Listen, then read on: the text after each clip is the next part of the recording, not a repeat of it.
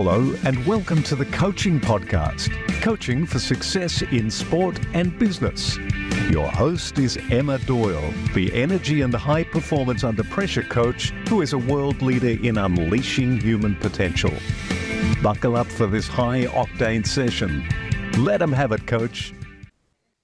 G'day, everybody, and welcome to the Coaching Podcast. I'm here today with Lauren Conching, who is the Director of Coach Education at the Intercollegiate Tennis Association. I'm sure many of you may have heard of the ITA, and she's been doing that position since 2023. Prior to that, she was the women's tennis coach for 17 years at Hawaii Pacific University, and she's really proud of that program, just helping women fall in love with tennis. And as a head coach, she had no players transfer out, which is super cool, as well as many other successes, such as 6 NCAA Final Fours and 3 conference championships. So she absolutely loves living in Honolulu. So without further ado, welcome to the show, Lauren. How are you? I'm good. Thank you so much for having me, Emma. All right. First pattern break question is, do you prefer to body surf, boogie board, or actually surf? What's your water sport of choice? Oh, I prefer to actually surf, but I can only surf on a longboard. I think my arms aren't strong enough. So I can only longboard. I can only longboard small waves on very nice days. And then other than that, I prefer to go diving or something. Well, that's pretty cool. Nonetheless, I tried surfing once, but it's so funny. Hand-eye coordination versus hand-foot coordination, totally different.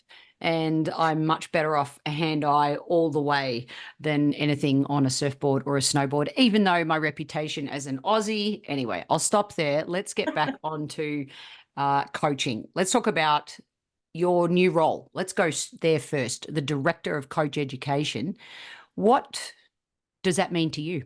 I think to me, it means providing our college coaches with different opportunities and programs that are out there and just trying to make them a better coach. I think the one thing that I've found really interesting in this role is that there's so much content out there. I mean, there's so many opportunities to get educated, whether it's from USTA, USPTA, PTR, WTA, ATP. I mean, it's just endless. And you have all these amazing people, but how can you possibly go through it all? So I'm really trying to connect the dots for our coaches. And then in the college space, I'm really trying to give them opportunities to connect and collaborate with each other, because I know as a young coach, when I was a young coach, that was the feeling I had, was that I was kind of like doing this on my own. It was like, well, it's my team against your team. And so why would you help me? And so I didn't ask a lot of questions, and I made a ton of mistakes, which I would have done anyways. But I think if I had just had the opportunity to collaborate with a lot of coaches earlier on, I would have learned from them, and I would have understood that they would help me. It is an interesting thing, because as coaches, if I think back to my early days, we are quite territorial, especially in Australia. You coach at your club and you don't generally reach out. Maybe you reach out to a coach on the other side of the state, so you're not in competition. But you're 100% right. When most coaches do want to help and they do want to collaborate, for sure. So how do you do that? How do you bring people together? Well, we've started with, and this was with my predecessor as well, she started these coaches circles. So it allows coaches to come on a call, and the agenda is, there isn't an agenda. Basically, we identify a couple topics, like 3 topics that are hot for the month, and then we break them out into rooms and they can talk about it with each other. We started a mentorship program. So this is the 5th year of the mentorship program. We're really trying to focus on the new younger coaches. So just letting them know, hey, when you come into college coaching, we're going to set up an orientation for you. And if you need help in these areas, let me know. I'll find you a coach that's been through this, and I'll put you guys together and you can talk with them. They'll help you through some of these problems. So yeah, that's fantastic. So speaking of a hot topic, women coaches, do you have any stats? Where are we sort of at the collegiate level with regards to women in coaching? Yeah, so college programs, we have in all of college tennis probably have about 25%. It varies, between somewhere between like 23 to 28% every year. And percentage of women's coaches at the D1 level coaching women's teams is about 40 to 50%. So numbers are slightly improving, but still not enough, I think. So just a quick question on the men's side. Are there any women coaches coaching a men's college team? There are, but it's rare, and it's mostly at programs where there's one coach for both program.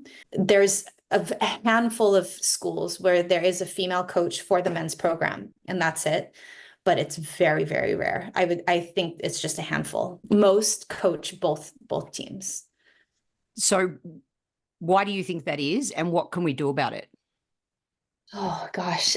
I mean, this is such a deep issue. But I know. I'm sorry. I play devil's advocate on this show. Sorry. I don't know why I mean, I have some theories about why it is, but I don't know how accurate they are. But I do think that it's just not a profession that a lot of young girls grew up having female coaches. And it's so true. Like if you see it, you think you can do it. And if somebody encourages you to do it, then you can do it. And I'm not sure how much that was happening. I mean, as a kid from the 80s, I can certainly say that I don't feel like it was happening a lot when I was a kid. I never had a female coach. And for most of my athletes across 17 years, I was their first female coach. And so if I think about that and how many generations that spanned or how many decades, it's a lot, I mean, and so how can you think that that's a job you're going to do if you're not used to seeing people doing it? And so that's one thing. I'm highly encouraged by the young women now who are coming out of college tennis that want to be coaches. They want to pursue it. And I think the best thing that the tennis industry can do is make it a viable pathway by providing the right amount of financial support. I mean, women are very smart, and I think we use our time very well. I think we're starting to understand our value more.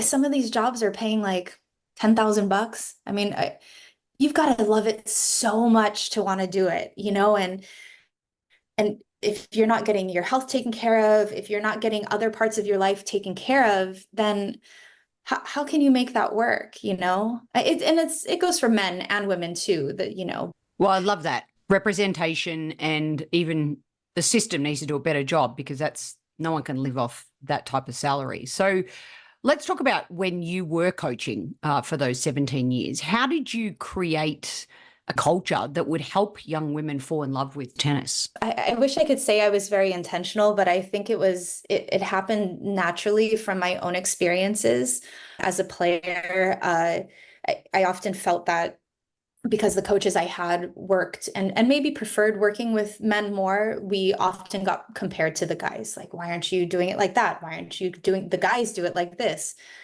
So the first place I kind of started when I became a coach was knowing that I would never ever compare our women's team to what guys could do, or I don't even know actually what guys can do. So it's just understanding that they're women and they have different issues, and really wanting to listen to them and let them just be who they were. And so that was the first thing. And then the second thing I noticed was, as I had mentioned earlier, is like so many of the players I was getting, because Division II, we have had different eligibility rules. And so a lot of these girls had tried to play on the tour. They didn't make it, or they had lost their eligibility because they played too long. And they had some really kind of traumatic experiences, whether it was on the tour or maybe a parent was too hard on them. And, it was just really sad to see how kind of broken they were with the sport. So the one thing that I promised myself was that I was never going to be harder on them than they were already on themselves. And it sounds so weird coming from a coach, because your job is supposed to be hard on them. But I felt like as a woman, it was like nobody could tell me all the things I was doing wrong. because I already knew and I already thought it was 10 times worse than what they thought. So my thought was like, well, if these girls are beating themselves up about everything, I don't need to do that for them. My job is to help them see all the great things that they can achieve, all the great things that they are.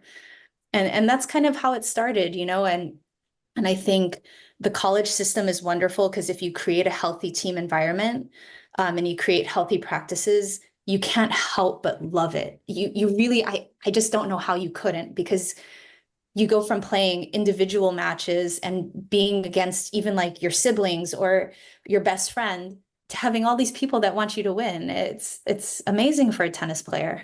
You just summarized day one for me on the practice court. We just had to hit 6 balls cross court, and in Australia you hit a winner, no one even claps, right? And I hit first ball cross court, second ball cross court, and if you didn't, you had to run like 5 courts. And I just remember like these 8, 9 other voices behind me. After I hit my first ball in the court cross court, they were like, "You go, girl, you got this." And I was like, "Oh my God, this is like so empowering to do something for more than just yourself." So you've already spoke about listening. I love this concept of the 1% principle to create a great program culture of cohesiveness. So some great concepts already, which leads into our guiding question on the podcast. In 1 to a maximum of 3 words, what do you think makes a great coach? Okay, so I think the 3 words I would use for a great coach to me is relatability, passion, and communication. Communicating with the athlete how they are going to receive and hear the information, and it's not just about what you want to say. And so I think knowing how to do that is like the number 1 skill of a great coach.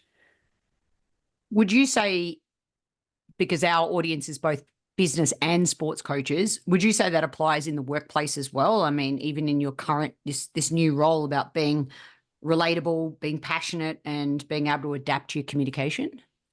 Oh, for sure. I mean, I think like the communication piece is something that yeah, whether you're a CEO or you're a tennis coach or whatever, I mean, even as a parent, I think you have to speak in a way that the person you're talking to is going to understand you, and sometimes I'm always surprised there seems to be a disconnect between those two things. And there's a lot of questions about why things aren't getting done or the message is getting lost, but you have to know the person you're talking to.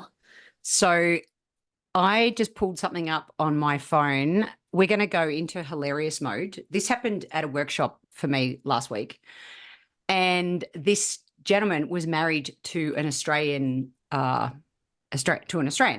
And he said this sentence to me, and I'm going to ask you, Lauren, how much of this, well, it's about 3 or 4 sentences. How much do you understand?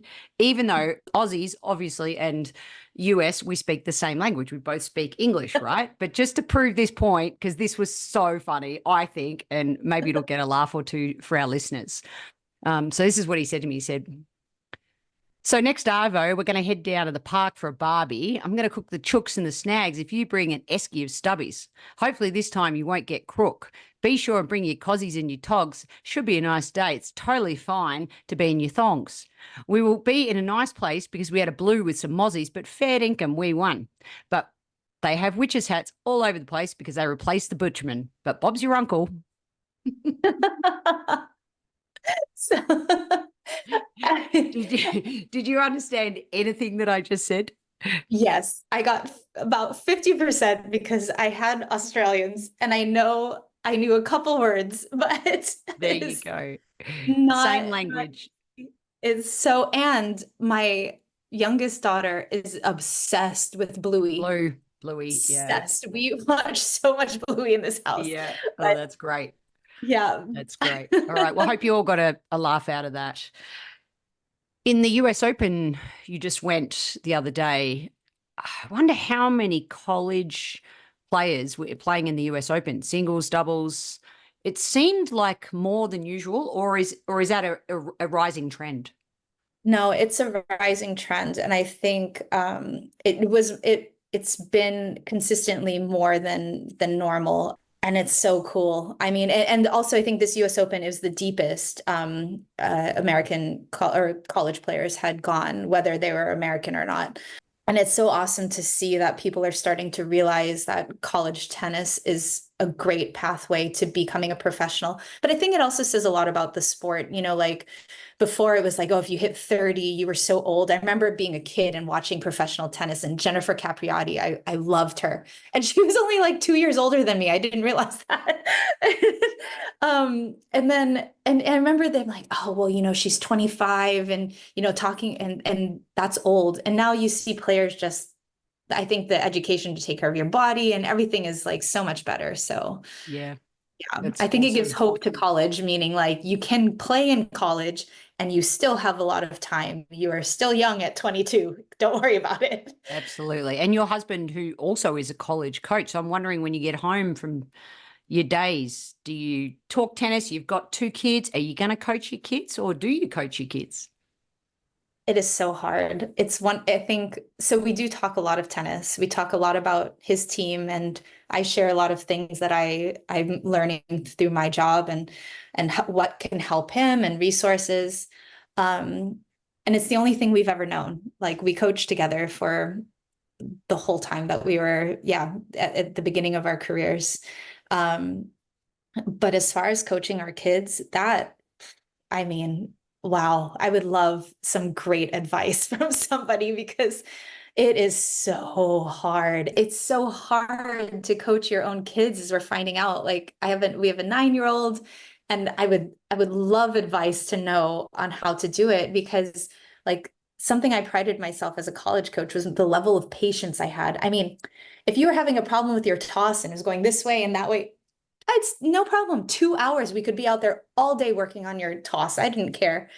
And my 9-year-old throws one toss and I'm like, are you gonna hit it, or what's happening right now? It's terrible. It's difficult. Yeah. It is. It is difficult. So one quick tip that I do have, I've known a lot of great parent coaches, is something called a contextual marker. So just being able to have a jacket, and when your jacket's on your coach, or when you take it off your mum, or a hat. And then I think also, when one thing definitely Judy Murray and another friend of mine, Deanna Penman, did really well, is when the kids were on the cusp of teenagers, then they sought out other coaches to be able to take the reins from there, even though they had some input. So there's a quick tip, because we've got to always give practical advice on this show. We love that. I love that. Yeah. I'm going to try it. Yes. All right. Awesome. All right, Lauren. So our season 6 question that we ask everybody is, what disruptive idea do you have that may impact the coaching landscape in 2030? I would like to see all tennis coaches in the United States certified at some level,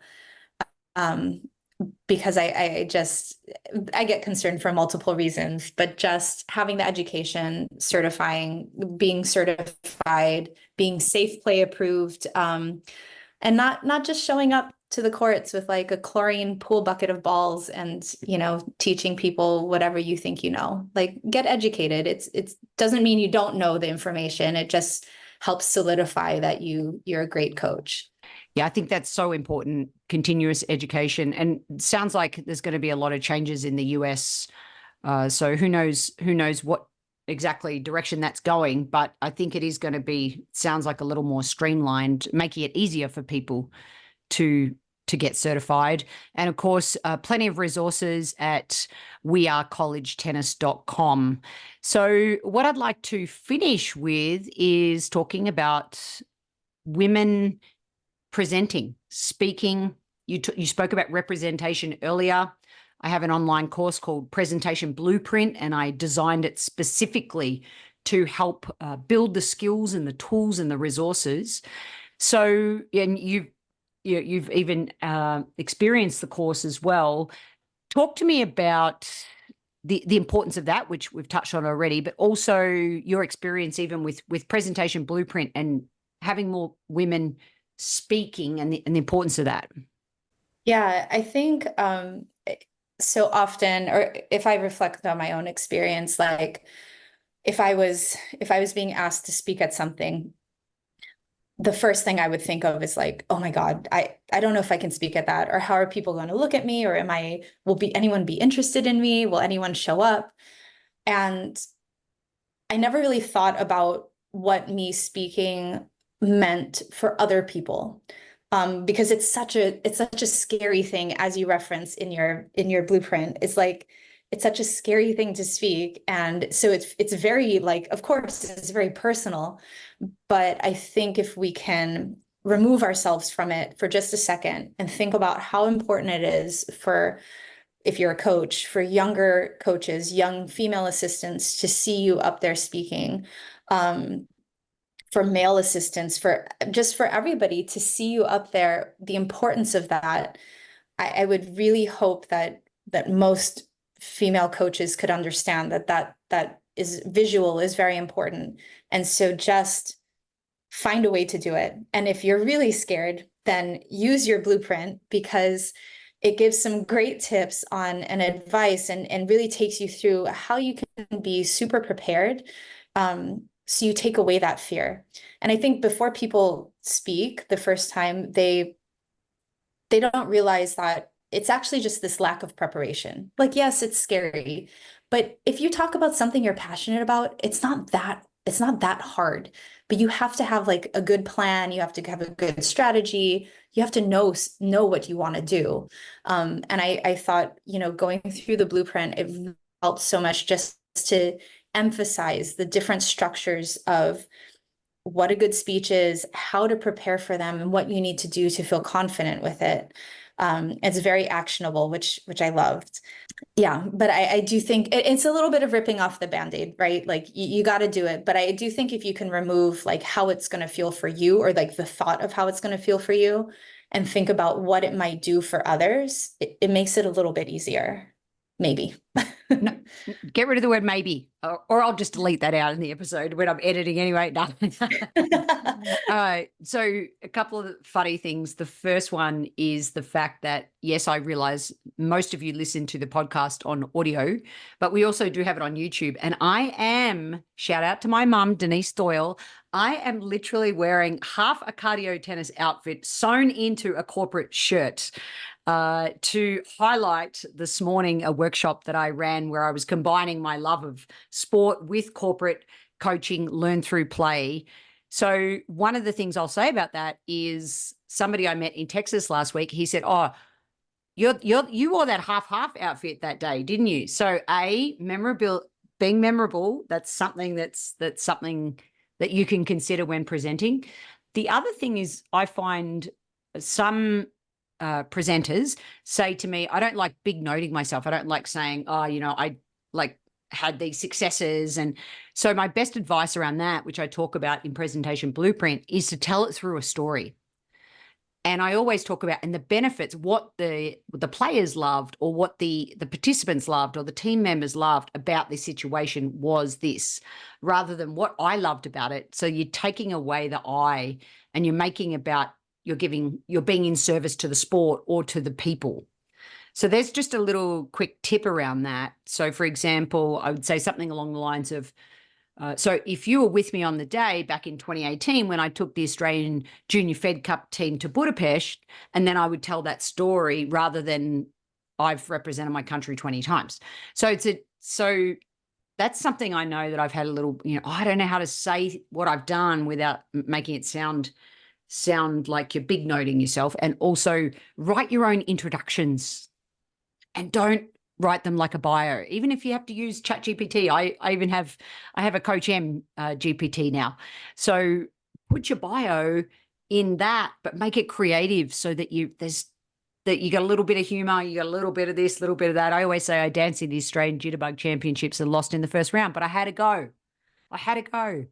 So there's some extra little quick tips. And I always give away prizes when I'm presenting, and I did it this morning. And I'm telling you, I was giving away quotes like fortune cookie balls, thanks to On Court, Off Court, shout out to them. And people were like dying to win like the motivational balls with fortunes inside them, which were just quotes from the US Open and quotes from the Olympics and corporate coaches. So anyway, so Lauren, any parting pieces of advice for coaches out there listening to this episode to glean from your wisdom? Oh gosh, not very wise, but but I no, I think my my parting words would maybe be more of a encouragement for just younger females to really take that step, like to find somebody that believes in you, and to, if you want to be a leader, you want to be a coach, whatever it is, find the people that think you can do it, and lean on them to help you get to where you want to be. I think often, especially as young people, they want to keep everything inside, right? They don't want to tell too many people about their plans, and they don't know who to trust. But talk about it, tell people so they can help you, and yeah, I just think leaning on people that have been there and seeing those people doing it, it can really help you a long way in your career. Yeah. Those who've heard me on this podcast before, confidence equals time plus experience. You can only short circuit the experience of someone else. Reach out to Lauren, reach out to the ITA, check out their conferences and everything they have to offer on their website. I really appreciate you being relatable, passionate, and adapting your communication. And may you surf on that longboard into being the best version and coach that you can possibly be. Lauren, thank you so much for being on the Coaching Podcast. Thank you for having me. And thank you, everyone, for listening. If you enjoyed this episode, please leave a rating review on your podcast listening device. And don't forget to tell a fellow coach about the show. The ball is in your court to take action and enjoy your coaching.